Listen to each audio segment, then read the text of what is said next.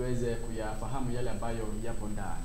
Moja kwa moja gazeti la The Standard ukurasa wa kwanza tunapoangazia Niunge ambayo imeangaziwa kwa ufupi tu. Tunaangazia hapa ukurasa wa kwanza. Niseme tu mada ya gazeti hili la leo linamwangazia naibu wa rais William Samoei Ruto.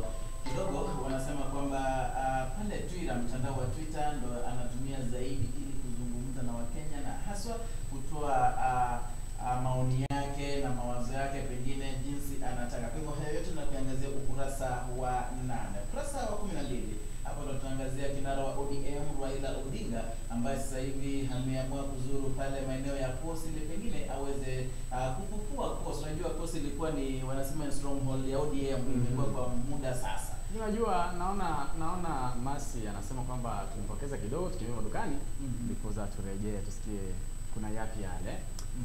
Na ningeomba tukimbie madukani ili tujue kwamba ni yapi yale ambayo yanaendelea. Naona producer anasema kwamba mitambo kidogo ina shida. Sijui Masi producer anasemaje? Ningeomba Masi tukimbie madukani. Mwanjo matagareli yo global radio yeganko nigafamu nimbwate chingo kongonia nimbwate ebichuche byo guchugutuga as from matuko chinta matuka aliyo tagete yakogera abantu bande bagoteba nga aliyeli tukelimo ko bwo chibyakwa nabo gochakara na kole ko bya vaccination byonsi nabongo konelia gusenko anali chije ise chikobeka magena gusenko anali chigo chikolia chitwani njirororo nabongo konelia magena narora yokonia magena naro yo guturagia banya gutagete karibu nabongo konelia byonsi etwani enene 1500 nengo ko ingiye byege kabwato geichire 700 to 800 but it's negotiable ande nche gongutoka ase nambeye 0722282631 nande nosa ko Google kanya ko town yo Google ko nigafamu ikego kolenta bakageita bone karibu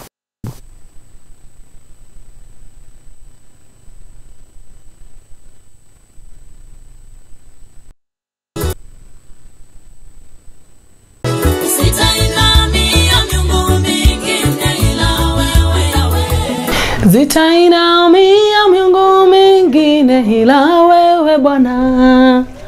Zitainamia miungu mingine ila wewe Yawe. Baba tegere one speed na barigere ba global radio na bakwani dimbi ya mole. Asa mareta ngoro kunaskeru mwende gari ya YouTube ngo basaba mu subscribe na ndo weke comment ya ororo.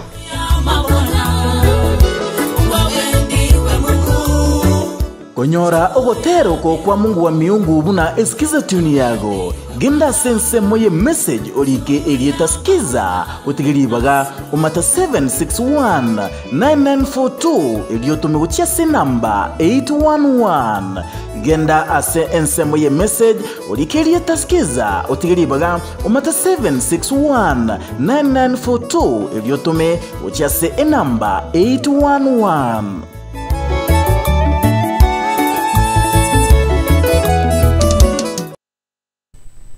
Ninki keragera otosirie bosa abana bago nigo tukwerera tukweumia twebo ire chiguni Yesu tororere amavera amamochaito hatuatananire naye amasabaito abeire lyugibosiwao Omwano Daudi tororera mavera Yesu twabere Samaria tani ngoro kwa de nompole nyagoteta materane nabo kwenda se YouTube channel yane indo saji de nompole amaterane na arororo nyasabe meganda tigago seseni mono asante sana radio yeto ya Global Radio asega sengi ya mawakora Nyasawe meganda basesenie na ndaba ababeke mobe aroro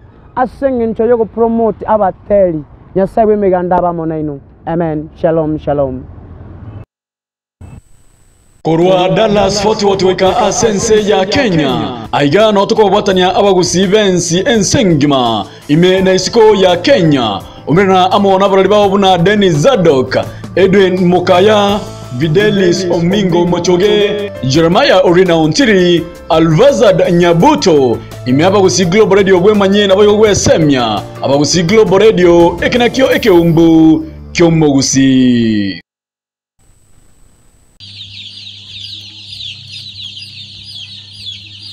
Ine aye no mulimi asensemo yobutugi bw'ekingoko gose otetoko chaka obutugi obwo bono ebintu byabaire ebyororo ntubwate ebichuchu bya Akena Blowers ina y'ekingoko kigokina asobwango mono naboye gutwara emibere emenene bono ebintu bya abaire buya nabakonyora ebichuchu by'elituko elimo abere gose amatuko atatu waitira asogwa kesimi enamba enoti isano ibire eyemo isatu isano ibire inye isano inye isano ibire gose 0713 74 5447 oleterwe limo lioka inyora mbosa tolikobolwa besa Etoko chaka abande batobwatya ebagotwerwa bacha twabayigamya etokumetona akuma kumete na boyiko kobo bisebona omubuko gwesati abausigiro boredio nere okoretera emeroberi emetono nturaboyigo eyobosemi ucha asebigori byonsi chinsa emerongevere nanye tonyore ase chinchira chekerero goetera abagusigloboradio.com download app yaito kurwa Google Play Store goetera abagusigloboradio.com abagusigloboradio ekenakyo ekeumbu kyomugusi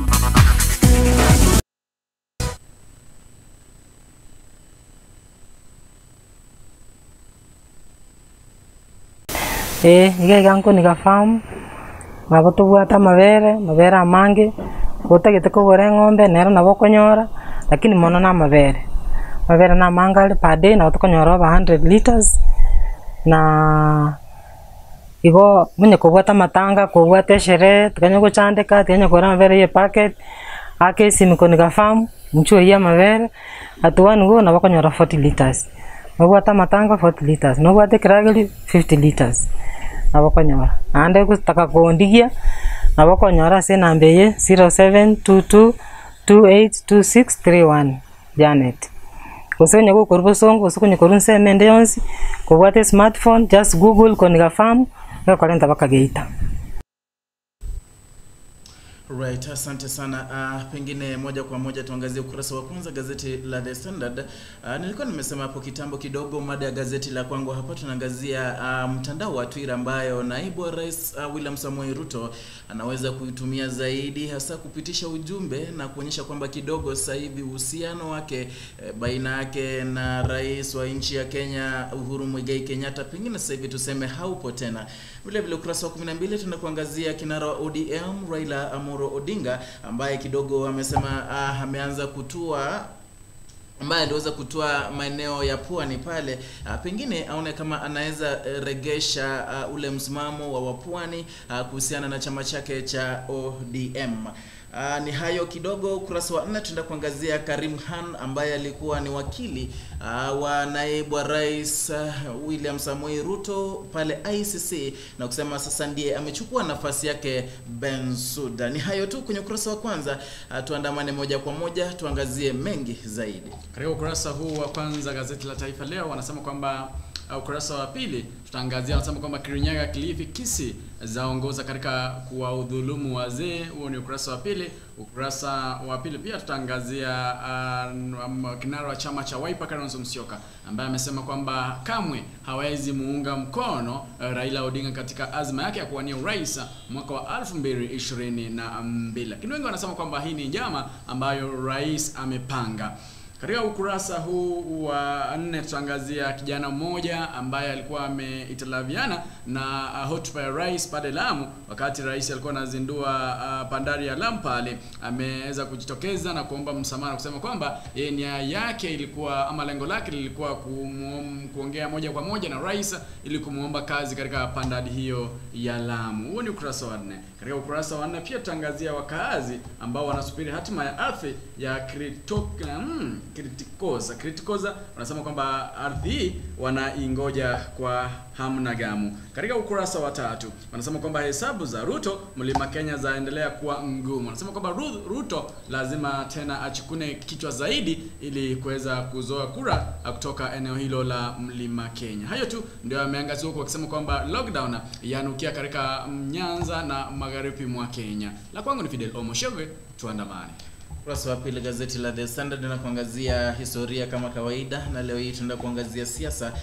Kwenye ulingo wa siasa tunajua kuna viongozi anuai ambao waliweza kuaga dunia kutokana pengine na siasa niseme, na pengine kuuliwa kwa njia ambazo hazijafichuliwa hadi wa leo. Leo hii tunakumwangazia JM Kariuki ambaye aliweza kuaga mwaka wa 1975. Kwa hivyo tukiangalia mada ya taarifa hii, wanaangazia ile siku ambayo JM Kariuki aliweza kudanganya ama kuhadaa mauti kidogo ili yasimkute.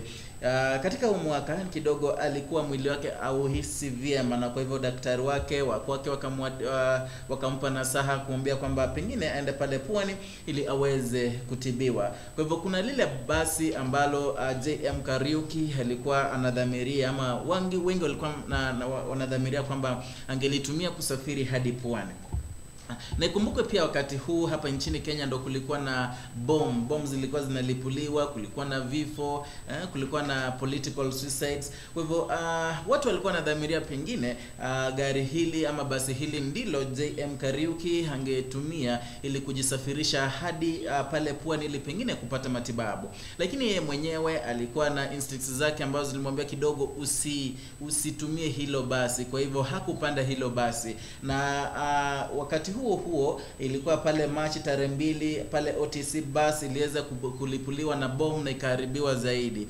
Wengi walikuwa nadhamiria kwamba alikuwa mle ndani, lakini kwa kweli hakuwa. Hii ndio wakati tu ambao aliweza kuhepa mauti kwa kadanganya kwamba naenda, kumbe hakuwa naenda. Lakini baadaye tuna kwamba kidogo aliweza kushikwa ili akuwe interrogated pengine kuhusiana na ile bomu, na hapo ndio gari ya nyama iliweza kumsafirisha pale Ngong na mwili wake kupatikana pale Ngong Forest. Kwa hivyo ni historia ama ni taarifa mzuri zaidi ya kujikumbusha mengi zaidi kuhusu viongozi wetu ambao walikuwa wamejitolea ili kuleta uhuru na pengine kuongoza nchi yetu ya Kenya. Ukurasa wa pili huo waweza pata gazeti la kwako ili uweze kujisomea. Ukurasa wa 3 ndo hapa naenda kuangazia kisa cha Pastor Ng'ang'a ambaye amehusiana na shilingi milioni 3.6, wanaita ni fraud case, ambapo alikuwa anakodisha jumba fulani pale Karen. Alikuwa ni 17 bedroom house pale Karen. Kidogo kuna jamaa ambaye alikuwa ameamua kwamba angenunua ama angechukua jumba hilo ambalo alikuwa anaitwa Wilson Njoroge Mwathi.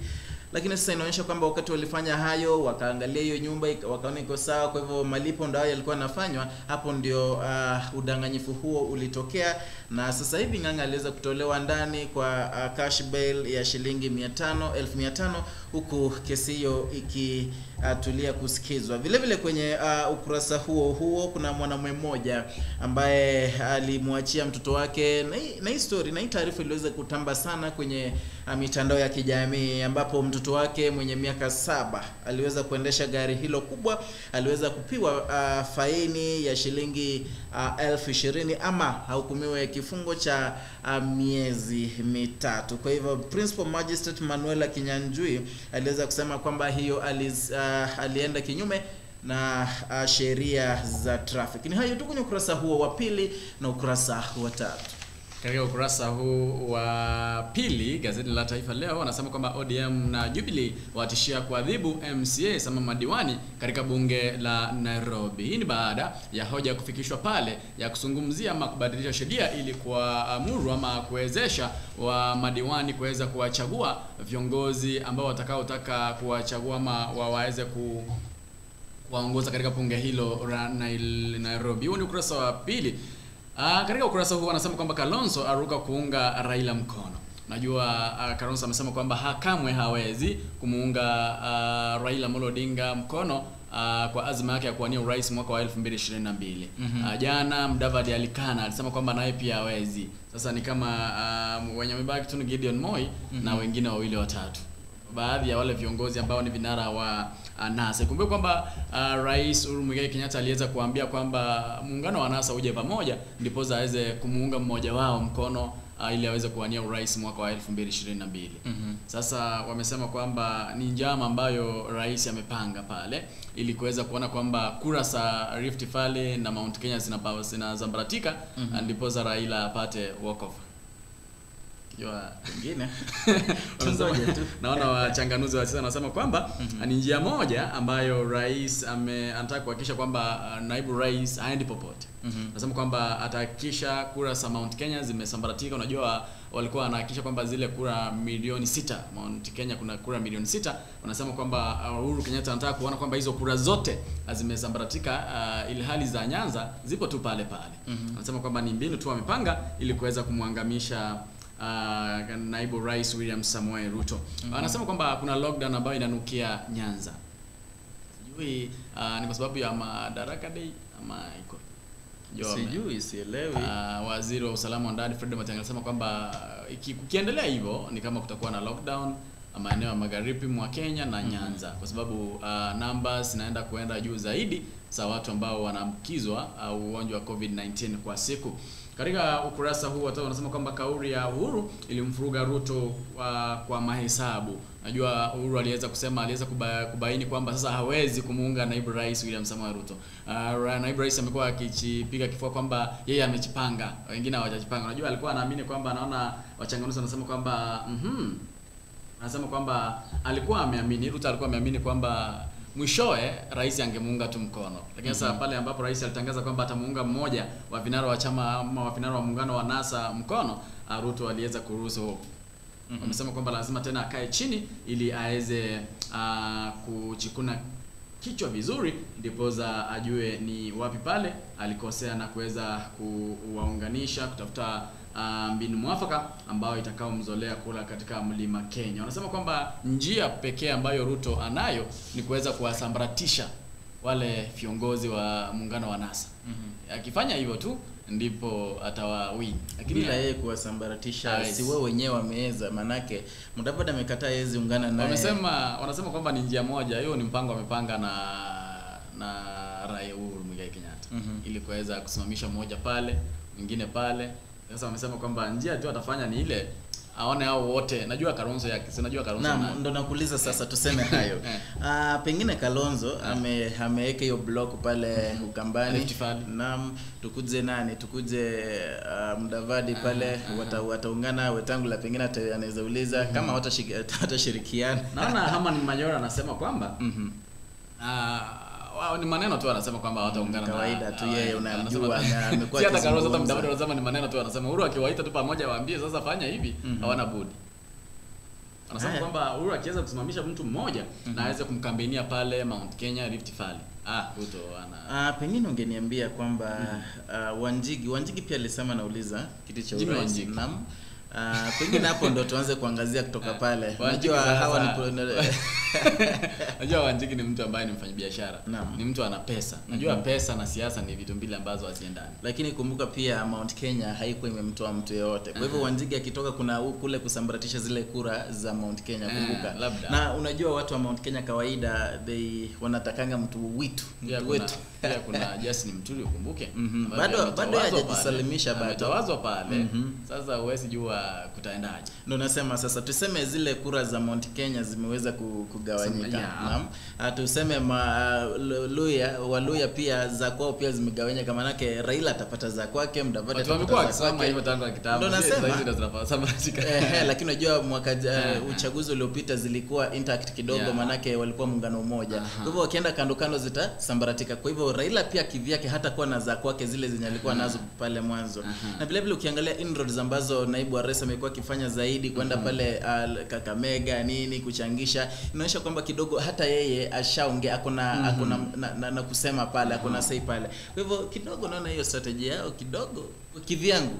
Lakini sasa unajua lazima Ruto tena achikune vizuri kichwa, kwa sababu Najua alikuwa anaamini kwamba mwishowe tu Uhuru Muigai Kenyatta angemsupport kutokana na Haman. No, usiseme hivyo manake hayo ni maono ya Haman. Yeye ni binadamu kama wewe, ingawaje ni strategist nini, yeye ni binadamu vile vile. Manake kutokana na hayo yote yamekuwa kitokea kutoka mwanzo, jinsi Uhuru alikuwa anasema nini pamoja na Raila nini anamweka mbele. Yeye mwenyewe Ruto pengine yeye ni strategist, pengine yeye ni mwanasiasa, pengine alikuwa shajipanga, amejua mimi kivyangu najua siwezi kwamba yeye anategemea Mungu. Katika ukurasa huu wa 3 anasema kwamba akaunti KCB waanza kumsaka mwekezaji wa kufufua Mumias, huko akisema kwamba Han hapa kugeuza mtindo wa ICC. Huyo ni yule ambaye alikuwa wakili wa Ruto ambaye amechukua ushukani katika mahakama hiyo ya ICC. Huo ni ukurasa wa 2 na 3 gazeti la Taifa Leo. Shukran sana.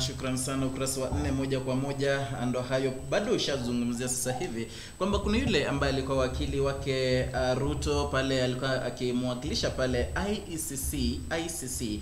Sasa hivi ndiye ameteuliwa ili kumchukua nafasi ya Bensouda kwa kipindi cha miaka 9.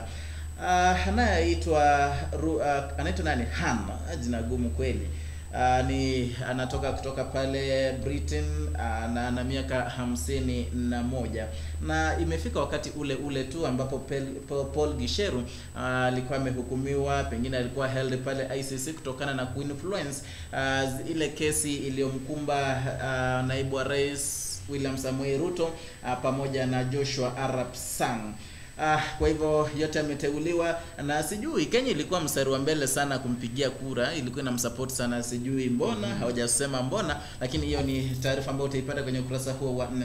Vile vile kuna mtu mmoja ambaye ni asilia ya China, Chinese, ambaye aliweza kushikwa hapo jana kutokana na alikuwa ameanza safari kutoka pale Kitui kwenda Garissa na alipatikana na bunduki nyingi zaidi. Kwa hivyo jana waliweza kufika pale kwake penye anaishi, kidogo wakapata kwamba kulikuwa na guns 6 guns ama bunduki 6 na pamoja na bullets 700. Kwa hivyo atafikishwa mahakamani ili aweze kusema kweli mbona alikuwa pengine alikuwa na matumaini fulani, pengine alikuwa anaenda kusababisha majanga fulani. Kwa hivyo atafikishwa pale kotini ili aweze kuhukumiwa. Kurasa wa 5 hapa ndio tunaona kwamba kidogo serikali imeanza kujipanga mbali ama kabla mwaka 2022 na pengine kutokana na kikao ambacho kiliweza kufanyika pale Kabete Kenya School of Government pamoja, ambaye mkutano huu uliongozwa na Fred Matiang'i ambaye ni waziri wa masuala ya ndani. Aliweza kuongoza mkutano huo na akaambia maaskari nakwambia askari kwamba pengine waweze kujipanga zaidi, waweze kushika chini zaidi ili waweze kuzuia in case of anything katika uchaguzi wa mwaka 2022 waanze kujipanga. Vile vile waliweza kuambia makamishna mbalimbali kwamba waweze kuangalia enforcement ya COVID-19, kwamba yale masharti ambayo yaliwekwa, kuvaa barakoa, 1 meter distance, gathering, zote zimeweza kusitishwa. Vile vile katika mkutano huo hapo ndio waliongea kuhusu huduma namba ambayo inaweza zile kadi ambazo zinaendelea kupeana kwa Wakenya. Waliambia wale makamishna wahakikishe kwamba zile namba zimepeanwa vizuri zaidi, kila Mkenya amepata kadi yake. Mbali na hayo kuna political gathering and rising criminal gangs, yote iweze kuangaliwa. Ni hayo ni baadhi tu ya zile agenda ambazo ambayo Matiang'i alikuwa nayo katika mkutano huo wa usalama. Vile vile ukurasa huo tunaona hapa kuna shule moja pale Nyandarua ambapo wanafunzi 20 waliweza kupatikana wakiwa na COVID-19.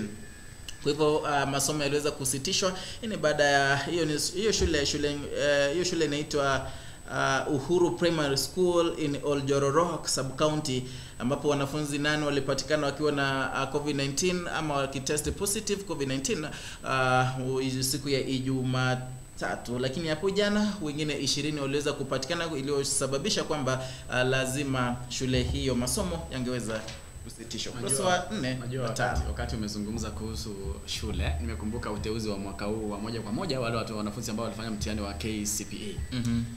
Wazazi wamekuwa wakilia, wanafunzi wamekuwa wakilia kwa sababu uteuzi wa mwaka huu umekuwa tofauti kabisa na teuzi zingine ambazo zimekuwa zikifanyika hapo awali. Unapata mwanafunzi mmoja, kwa mfano kuna mwanafunzi jirani ambaye aliteuliwa na akatumwa shule pale Garissa. Mwanafunzi anakaa hapa Kisii Town, alikuwa na alama ya 305. Aliweza kuteuliwa katika shule moja iko pale Garissa ya day school. Sasa sijui watafanyaje. Sijui watahama ama watafanyaje. Unajua inakuwa ni ngumu tena kubadilisha mtoto kama ameteuliwa pale. Peleka private school tu sasa. Maana hamna jinsi. Ndio hiyo nimeona kwa sababu ndio taarifa ningeenda kuangazia. Acha niangazie tu. Kuna hapa wanasema kama kuna mzazi mmoja wanalalamika mtoto wake alikuwa na maki 392 na akawekwa aliweka pale Moi Girls na Ngili Kakamega ambao ni mbali sana na kwao. Na mzazi mwenyewe ama mtoto mwenyewe kwa ameteua shule hizo. Kwa hiyo list yake, hiyo orodha yake kwa amechagua shule kayo, lakini alimweka pale. Kwa hivyo kuna mwingine pia analalamika kwamba mtoto wake aliweka kwa day school na ni mbali zaidi na kwake. Ni kama kilomita ngapi amesema? Kilomita 300. Katika ukurasa huu wa 5 wanasema kwamba kuna mtoto kutoka Kakamega ana alama ya 247. Aliweza kuteuliwa katika shule moja pale Mombasa day school. Sijui ni kama watahama tu waende pale ili huyu mtoto aweze kusoma pale. Pengine watarudia uteuzi manake. Hii ni msako kwa sababu sasa mbona wanafunzi wateue shule? Unajua mkiwa KCM shule mnaambiwa mteue shule ambazo mtaenda.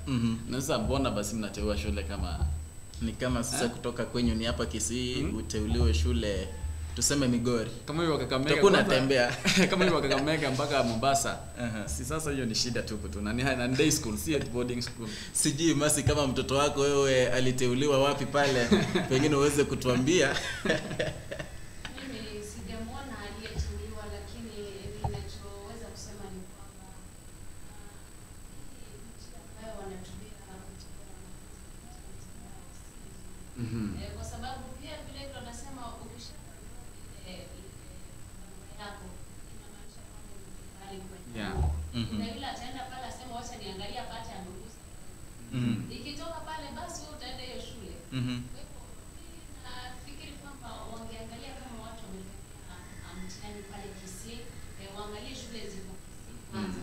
Wakishajaza hizo shule na wale watu ambao labda wanaenda boarding schools, shule za mabweni, wangepelekwa shule ambazo lakini si vizuri unaelewa Kisii kupelekwa shule ni 100% transition ni 100% transition. Kuna jambo hapo Masa amesema bado sikuwa nimelelewa kidogo kwamba ukifinya download hiyo umehakikisha kwamba utaenda shule hiyo. Hamna uwezi badilisha.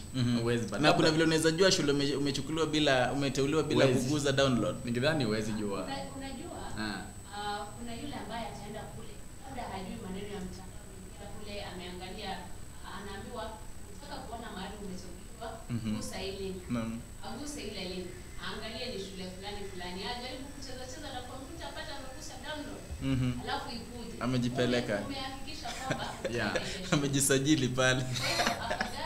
Afadhali uone na mtu anajua yale mambo ndio akuelekeza. Ni hayo tu, pengine tuangazie hayo 100% transition. Wanajua wanahakikisha kwamba kila mwanafunzi ambaye alifanya mtihani wa KCPE anajiunga na shule ya upili. 100% transition. Ni sawa. Hivyo kama una mwanafunzi mpeleke pale tu. Pengine hao yalianzia kuteua vio vikuu. Unajua imepita siku sasa. Una apply maybe tuseme chuo kikuu, una apply Kisii, na apply Rongo, na apply gani kwa hapa karibu. Alafu naenda nachukuliwa pale Garissa. Katika ukurasa huu wanasema kwamba habari za county pale ambapo wanasema kwamba kuna jamaa mmoja kwa jina kama James Kinywa Chomba. Huyu ni mjamaa mwenye umri wa miaka 33 ambaye aliweza kuinterrupt na speech ya rais pale Lamu wakati alikuwa anazindua bandari ya Lamu. Ameweza kujitokeza na kuomba radhi na kuomba msamaha kwamba alikuwa yeye nia yake ilikuwa tu kuongea na rais moja kwa moja ili aweze kumuomba kazi katika bandari hiyo yenye alikuwa anaifungua. Katika ukurasa huu wa 4 wanasema kwamba county yaharamisha utupaji kiolela wa taka mjini Karatina. Hiyo ni county ya Nyeri. Pale ambapo wanasema kwamba sasa hakuna kutupa ama hakuna utupaji wa takataka kokote. Lazima uwe na sehemu ambayo unatupa taka yako. Katika ukurasa wa 5 wanasema kwamba ni uteuzi unaangaziwa, uteuzi wa wanafunzi na walimu na wazazi uwakilia. Wanasema kwamba uteuzi wa mwaka huu haukuwa uteuzi ambao umefanywa kwa njia ambayo ni ya makini. Kwa kwamba katika gazeti ambazo zimepita tumekuwa tukisema kwamba wamekuwa wakiangazia kwamba uteuzi huu uweze kufanywa kwa njia ambayo ni nzuri na uweze kuweka makini pale. Sasa wazazi wanasema kwamba kuna shule, kuna wanafunzi ambao wamepelekwa shule ambazo zipo mbali sana, wajui watahama au watafanya nini. Tulikuwa tumeangazia swala hilo. Katika ukurasa huu pia wanasema kwamba ni habari za county pale ambapo wanasema kwamba wawakilishi wadi waunda kamati kusuluhisha mzozo katika bunge la county ya Kisii. Hii ni baada ya bunge hilo kuwa na vikwazo, malumbano ziko ambazo zimepita. Katika ukurasa huu wanasema kwamba mama mmoja afungwa jela mwaka kwa kulisha mtoto wake kinyezi. Wengine ni kama akili poromoka. Mama mmoja kutoka county ya Kajiado. Huyu mama ni mama ambaye ameoleka kama bibi wa pili. Wa kwanza aliweza kuaga. Sasa huyu mtoto anajulikana kama ni mtoto mdogo, mama anajulikana kama Faith Awanja na huyu mtoto ana miaka 3. Mama aliweza kumjeruhi kwa kumpiga vibaya na kisha akaweza kumlisha kinyezi. Mbona sababu sinajua sasa mama wa kambo vile wanakwanga. Na ni huyu mtoto wa miaka 3, ni mtoto mdogo sana. Aliweza kumpiga vibaya zaidi na kumjeruhi vibaya na kuweza kumlisha kinyezi. Huyu mama aliweza kufungwa jela kwa mwaka mmoja tu. Mwaka mmoja tu. Mwaka mmoja tu kwa sababu aliweza kumlisha huyu mtoto kinyezi. Jambo ambalo si jambo la kufurahisha kwa mama. Unajua tena ni mama, si basi. Vyema, lakini kuna kesi zingine kivyangu naona mwaka mmoja kidogo kifungo kama hicho akifai naona ni light kidogo, manake kulisha mtoto kinyesi kidogo haileti shanga. Naam, asivyema. Na unajua ni mama. Angekuwa baba at least, unajua mama ni watu ambao wanajua kuangalia watoto wao. Pengine Masi atuambie ama pengine kile kinyesi kina vitamini fulani, minerals fulani. Labda Masi anaweza mambo haya. Fahamu.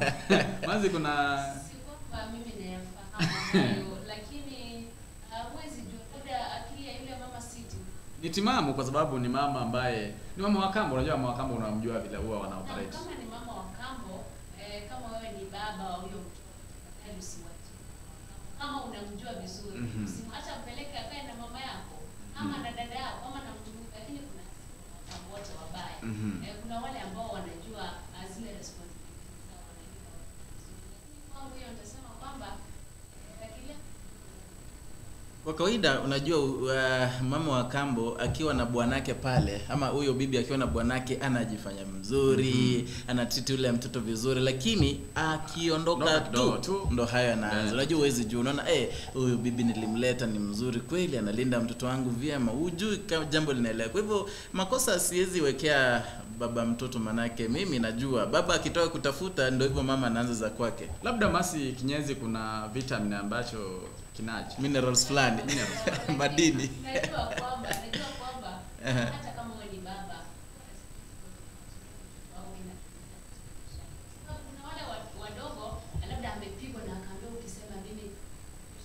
Kwa hivyo wewe fuatilia, kuwa rafiki yake wa karibu, ndio afunguke na kuambia yale yanayotendeka. Vile vile jaribu kwa niseme tu kwa karibu na mtoto wako. Kwa hivyo tuseme kidogo mwanamke huyu ana makosa ni ya babake. Si kwamba ana makosa, nasema nimerejelea ile jambo ambalo umesema kwamba si kosa la baba kumwacha na mama wa kambo.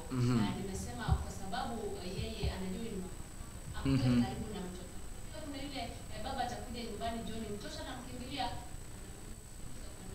Yule mtoto hata kuwa open kuambia ni kitu gani ambacho kinaendelea katika maisha yake. Kwa hivyo kuwa karibu na mtoto wako, tena mfunze kusocialize, kuongea na wewe na watu. Kama haja kuambia wewe, hizo ndizo habari ambazo zimeangaziwa katika ukurasa huu wa 4 na 5 katika gazeti hili la Taifa Leo. Hii Kenya ina mambo. Moja kwa moja niangalie ukurasa wa 8 hapa ambapo tunaangalia kuhusu naibu wa rais William Samoei Ruto. Kidogo wanaangazia mtandao wake wa Twitter, amekuwa kuitumia zaidi tangia mwaka wa 2013 hadi mwaka 2017. Sasa hivi baada anaendelea kuutumia vyema. Mwaka wa 2013 alipokuwa pale mtandaoni, pengine alikuwa ana taarifu watu kuhusiana na yale anatendeka katika ofisi yake. Leo nilikuwa na rais mahali fulani, kutoana cheki kwa watu wa the IDPs, mambo kama. Lakini sasa hivi tumeona kwamba kidogo tweets zake huwa zinaangazia siasa na kidogo zinaendelea kuoneza kwamba ni pengine ni step gani atakaochukua, na vile vile kueneza uhalisia wa mambo uliomo ama jinsi ulivyo katikati ya uhusiano wake na rais na vile vile kinara wa ODM Raila Odinga. Ni hayo yameangaziwa katika ukurasa huu wa 8. 9 ni matangazo, 10 hapa ndio tunaangazia Mbagathi. Mbagathi hapa imekuwa kwenye mada nyingi zaidi kwenye vituo vingi vya habari.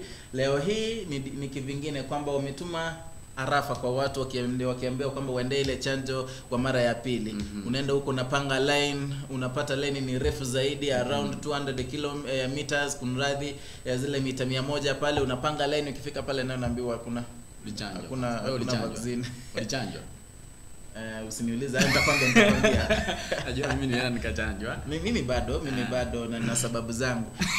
Kwa hivyo ni hayo tu kwenye ukurasa huo wa 10. Pengine tuangazie taifa. Kwa ukurasa huo wa 6 ni habari za Afrika na dunia, pale ambapo unasema kwamba unajua mtandao wa Twitter ulikuwa umezimwa pale Nigeria.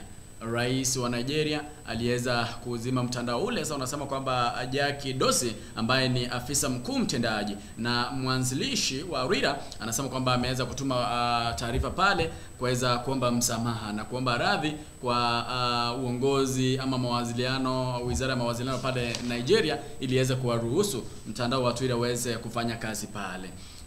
Katika ukurasa wanasema kwamba mamia ya watu watorokea Jamhuri ya Kongo wakimbilia usalama Uganda. Uganda unajua imekuwa ikiorodheshwa kama nchi ambayo kumekuwa kukifurugika tangia uchaguzi wa mwaka uliopita. Katika ukurasa huu wanasema kwamba polisi wapata miili 20 iliyoungua migodini hapo ni Johannesburg, Afrika Kusini, huko wakisema kwamba New York, Marekani wanasema kwamba Ethiopia yapanga kuondoa jeshi la Eritrea eneo la Tigray.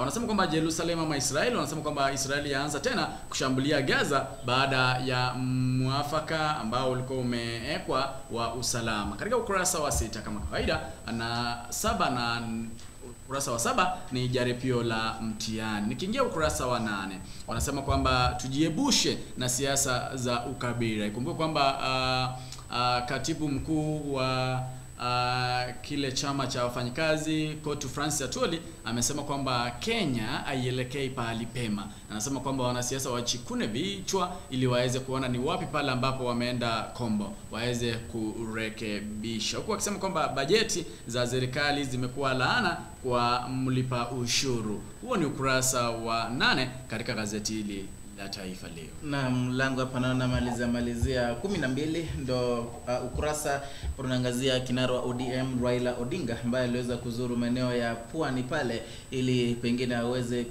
kuinua kiwango cha tunasema watu wa Pwani wajua walikuwa ni strongholds wa chama cha ODM, lakini kidogo na kwamba kuna imesambaratika kwa kiasi. Kwa hivyo pengine kinara ODM Raila Odinga aliweza kuingia coast pale ili pengine kuhakikisha kwamba amewaleta tena kwa pamoja watu wa Pwani ama wa Pwani pale. Hii ni baada ya kuna wale ambao wanaendelea kueneza ujumbe wa Hazla Nation kusema kwamba wataingia ndani ya Pwani ili weze kuhakikisha kwamba kidogo Pwani imerekebisha kidogo wamerekebisha msimamo wao.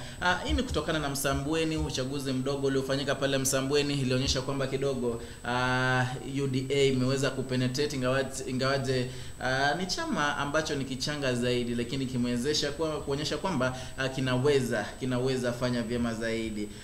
Nikinukuu kuna yule ya Changamwe MP, kuna yale alisema ambaye anaita Omar Mwinyi alisema we lack a de facto leader who to unite the region.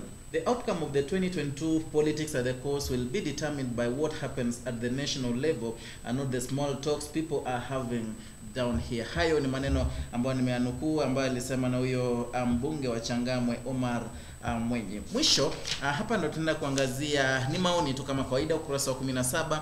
Haya mengine nimeweza kuskip manake ni matangazo tu. Ukurasa wa 17 hapa ndo anauliza, je, ni vyema ikiwa IEBC itakuwa na ule simamo kwamba wale watakao wania vyeti mbalimbali waweze kuwa na degree? Ni maoni. Kuna wale wanasema ni vyema, kuna wale wanasema kwamba kidogo si vyema manake uongozi si masomo. Uongozi ni niseme aje? Ni mwito tu. Nakumbuka wakati tulikuwa na ule MCA wa Sense Ward. Alikuwa anakana nasema what for? Unaweza pata kuna kiongozi ambaye hakufanya vyema shuleni lakini ana zile qualities za uongozi. Kwa hivyo hayo ni maoni tu, sijui wewe unaonaje, sijui wewe kivyako unaonaje. Uongozi ni mwito tu. Masomo kwanza ikae kidogo. Uongozi ni mwito tu. Kwa hivyo una expect hata mtu ambaye aliacha class 8 bora hamna shida. Bora wananchi wamemchagua wenyewe. Najua wananchi ndio kuchagua viongozi. Wewe sichagua wewe mwenyewe. Sasa masomo tu ni masomo. Najua kuna sehemu zingine, kuna yule ambaye anawasimamia madiwani wote Kenya, alikuwa amesema kwamba kuna sehemu zingine ambapo unapata kwamba madiwani wote bungeni kuna mmoja amefika pale chuo kikuu, hamna hata. Alisema sasa unajua sasa hivi watoto wetu wale viongozi, how celebrities, our kids, they tend to copy from our leaders. Once you are a leader, jua kuna so many people emulating your qualities, kuna watu wanataka kuwa kama wewe. Kwa hivyo bado watasema unaona Videli sasa ni MCA wetu, haku aliacha class 3 lakini MCA. Hata mimi naweza maliza nipate pesa niwanie kitu, unaona. So it will not be a good show to our kids. Now that the country is moving to another century, and then education ndio inaendelea, technology inaendelea. Hiyo pia unaweza kuwa na masomo lakini bure tu. Sasa kwa mfano unaweza kosa kusoma lakini bure tu. Tuelewane. Unajua lazima kuna madiwani ambao wamesoma, kuna viongozi ambao wamesoma lakini sioni kama masomo yanaambatana yale ambayo wanafanya. Kuna diwani ambaye ni wa Kisii Central. Sijui kama unamfahamu. Ukisikia mazungumzo lakini ule ni PhD. Ndio maana nimesema masomo ndio. Ukisikia mazungumzo mrefu. Mazungumzo yake na masomo zinaendana kweli. Unajua mazungumzo inaweza kuwa kidogo hujabarikiwa kuwa na ile fluent language. You are not eloquent but kazi unafanya. Sasa ukisema masomo unamaanisha masomo ina play part gani katika uongozi? Masomo you get to know so many things, you know. And then apart from uongozi wenyewe, you can even negotiate with other other wards, other people from outside the country. Ukiwa utasoma bado how can you? And then another thing, lazima iwe kielelezo kwa wale wanafunzi ambao wako shule. Unajua they learn. Unajua like the same thing unapata kuna like penye natoka kuna mtu mmoja huko ambaye ni tajiri sana. Ni tajika tu lakini kidogo masomo hakwenda shule. Kwa hivyo nasikia mtu anasema hata shule nimeacha kwa fulani si akona magari. Si amejenga vizuri. Aliachia class 3. Unaona? So the same will apply like fulani ni diwani, akona magari, ni kiongozi na aliachia class 8. Sijui mnasi naona huko anajikuna kidogo kama anawazo. Wazo langu ni hili vizuri. Na uangalie mic yako pengine usituangushe. Unajua kitu ambacho kinaitwa politics siasa. It's all about persuasion. Uende shule usiende kama wewe unaweza ukapaswedi mtu convince you are good to go. Na vile IEBC kitaka VAT certificate, they will get them. Haijalishi watatoa wapi. Kama amesoma hajasoma cheti atatoka nacho na ataenda na kitakuwa verified na ataenda awanie kiti. Lakini it's all about persuasion politics. Lakini aliye na elimu anajua kwamba hapa nafaa kuchimba kisima kisaidie wananchi wa eneo langu mambo kama hayo. Lakini kwa Kenya sasa persuasion. And then unajua kidogo inakaa funny like someone ameacha class 3 is leading someone who is a graduate. No. Acha kidogo highlight. Huwa anakulead kwa njia ipi? Yaani huwa anakulead wapi? As in mtu akiwa MCA wako wewe ukiwa graduate sasa imaanisha MCAs like tuseme madiwani basically wao kazi yao ni oversight, ndio kuangalia kazi inafanyika pale kijijini nini mambo kama hayo mashinani, unaona. Mbunge pia anakuwakilisha pale. That's why tunapata there some MPs they can't even air our views from our constituencies because they are unable to talk. Hawezi simama wazungumze Kiswahili, hawezi simama wazungumze Kizungu. The same case niliona pale Tanzania, mtu amechaguliwa lakini kusoma bado ni shida. Unaona? Unajua This Africa. Katika ukurasa wa 10 ni barua. Wanasema kwamba Kuroimu anasema kwamba fedha za county azitolewe mapema ili kufanikisha maendeleo katika county mbalimbali. Kuna huyo anasema kwamba pesa si za fujwa mno. Kuna huyo anasema kwamba msimamo wa Kibwana waonyesha ana maono, gharama ya elimu ni juu, Mudavadi na Ruto waungane. Kama itawezekana. Hizo ni baadhi ya barua ambazo zimeandikwa katika ukurasa huu. Wa 11 ni akili na mali. Naona muda unakimbia sana. Katika ukurasa wa 12 ni jinsi ya ujasiriamali. Wanaangazia hapa mwanadada study katika mekanika, ndio wanamwangazia huku. Katika ukurasa wa 13 ni biashara. Katika ukurasa wa 14 ni biashara pia, wakisema kwamba kuongezeka kwa dhamana kwa cabbage ya Sambarau kwa mtononesha huyu mzee Simon Kimani. Katika ukurasa wa 15 ukiwa ni ukurasa wa mwisho ni sport. Pale ambapo wanasema kwamba katika kaunti ya Mombasa, Ndondi Mombasa sasa zahirishwa.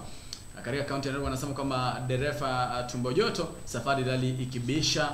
Katika Kakamega wanasema kwamba Jebungei kusaka golden boot ya ligi. Pokot Magharibi wanasema kwamba wito viwanja vya soka viboreshwe. Hapo ni katika kaunti ya Pokot Magharibi.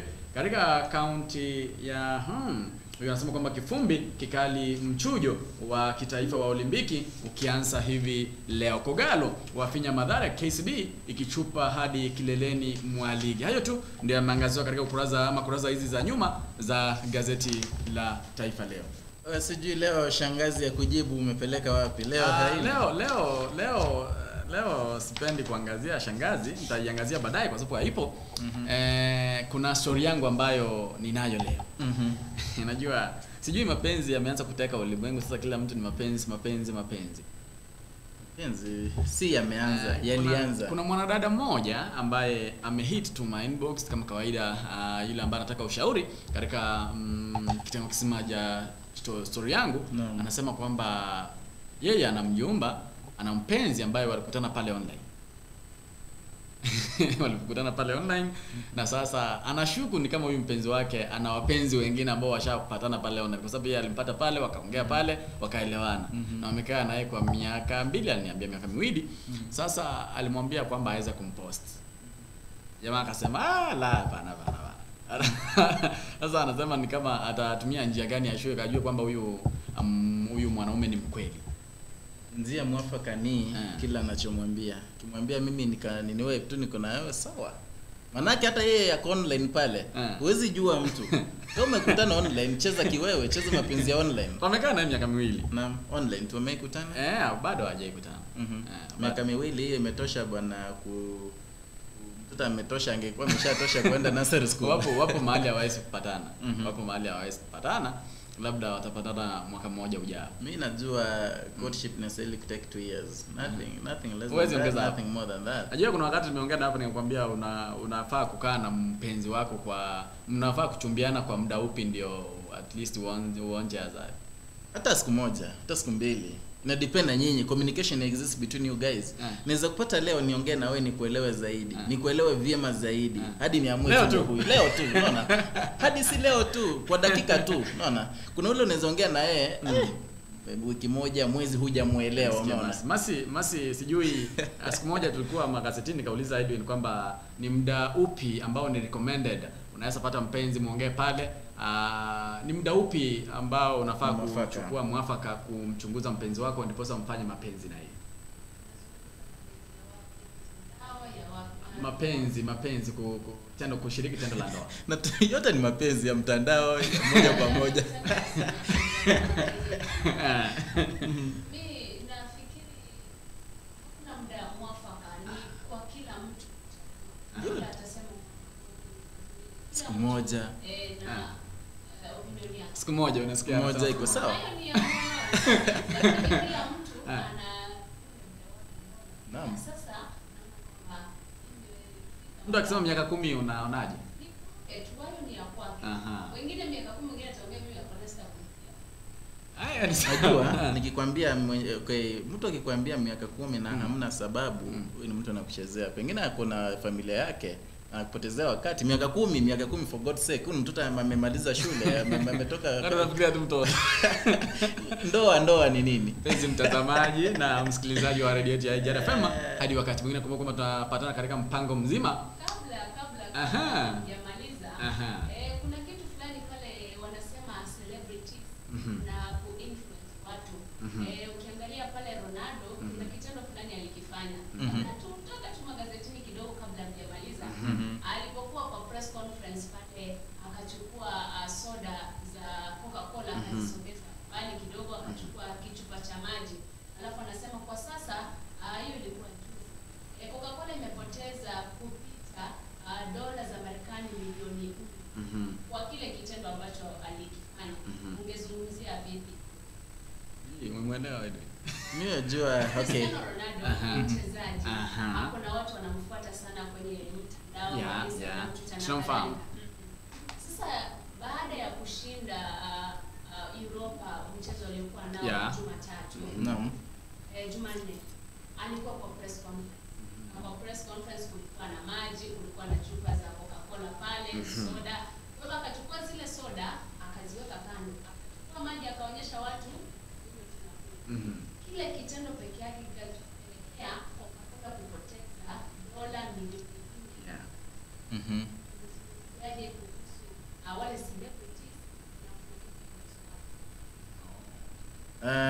kwanza jambo la kwanza, celebrities they are good people also influencing maybe positively and negatively.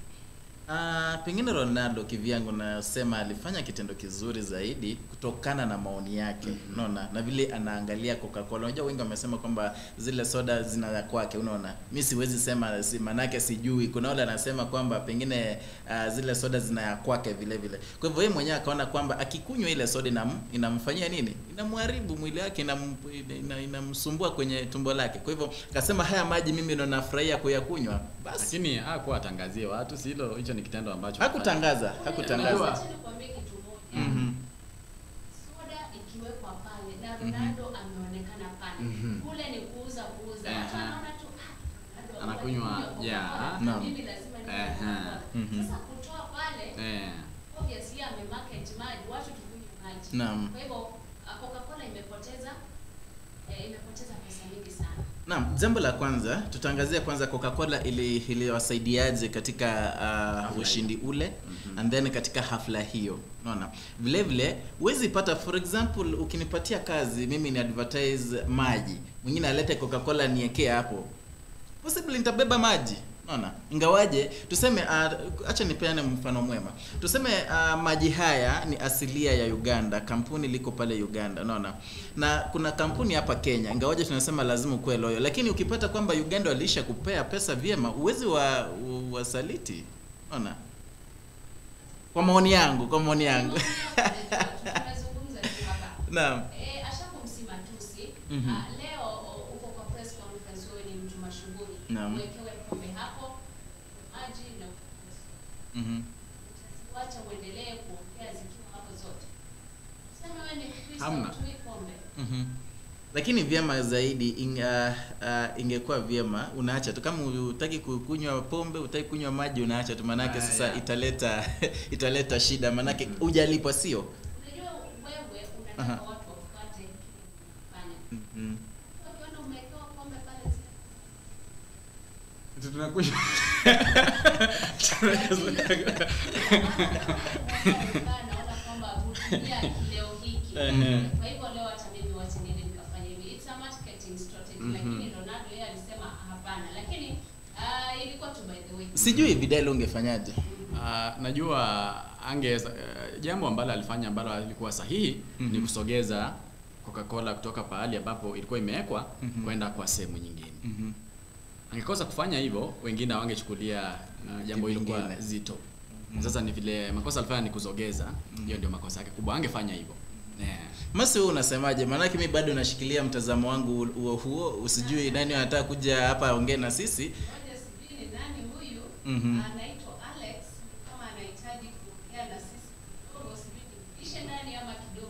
Naam, mpishe tu atoe maoni ya kwake. AGRFM. Hello. Pengine ni kama audio yake kidogo. Naam, leo nilikuwa nasema unajua kwa wakati mwingine ikiwa wewe ni celebrity na inastahili uwe kielelezo kizuri. Unaona? Mimi kivyangu alifanya vyema, manake alisema hii soda kidogo si njema kwa afya ya mtu mwenye anazimio la kuwa footballer. Unaona, akaleta yale maji akasema maji ndio yanakuongeza nguvu, ndio yanatoa uchafu mwilini kivyake. Kwa hivyo akatoa yale. Kwa hivyo yeye alikuwa inspire those young footballers who want to do something big. So haina lolote, haina issue. Niliwaambia kwamba alifanya kosa kwa kusogeza ile soda. Sababu kama alikuwa anataka kunywa maji, angetumia tu maji na arudishe tu pale. Na kuuliza swali Vida. Huko na watoto wako pale wanakutazama. Ni watoto wako, manake unajua our kids they do what we do. Kuna pombe hapo, umewekewa pombe, umewekewa juice, umewekewa na maji. Umeambiwa sasa pengine chagua. Ni mbele ya watoto wako tu. Utaacha kuchagua, manake huyu Coca-Cola utaona umeifanya vibaya. Hiyo hakuwa amelazimishwa kwamba aweze kutumia zile vileo ama ile maji ama pombe, na hakuwa ameambiwa aonyeshe wengine Kenya anatumia. Sasa angetumia busara tu. Hujanielewa. Kuna the power of visual. Think about those millions. Wengi ni watoto wadogo na wengine wanampenda sana Ronaldo.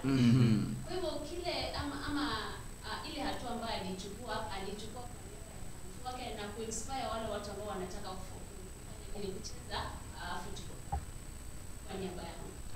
Sina lingine. Kuna swala moja hapa. Nakumbuka kuna wakati fulani hivi kuna wafuasi walikuwa wa ODM. Tuliambiwa kwamba kidogo ama mliambiwa ama waliambiwa kwamba kidogo Safaricom SIM cards they are no good. Watu ni wezi nini. Acha tuhamie Airtel. How many people hapa Kenya walichukua Airtel lines? Many people. Naona. Yeah. Tuna muda. Mpenzi mtazamaji na msikilizaji, naona muda wetu ni kama unayoyoma, na ningekuomba aweze kukimbia pale upande wa YouTube, like, subscribe to our YouTube channel la AGR News ama Abagusi Global Radio ili tuweze kufahamisha. La kwangu ni Fidel Omoshoge, tunakutana katika mpango mzima wa Seria Obo Taka.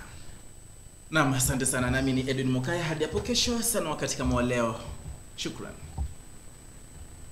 Ninkikeragera otosirie bosa abana bago nigo tukwerera tukweumia twebo ire chiguni Yesu tororere amabera amamochaito hatwatananire naye amasabaito abeire lyogibosibwao omwana Daudi tororera mabera Yesu twabere Magazetini ngoro kwa Niunge nyagoteta materane nabo kwenda YouTube